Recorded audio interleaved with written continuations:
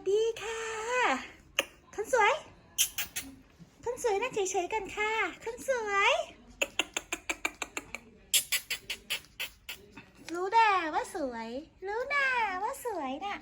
รู้เลยว่าสวยน่ะ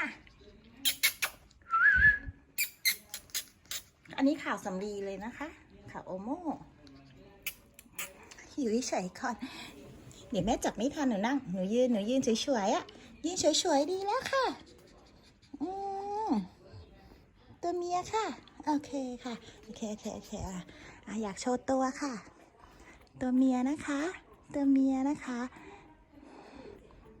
ข่าวสำลีข่าวโอโม่เลยค่ะ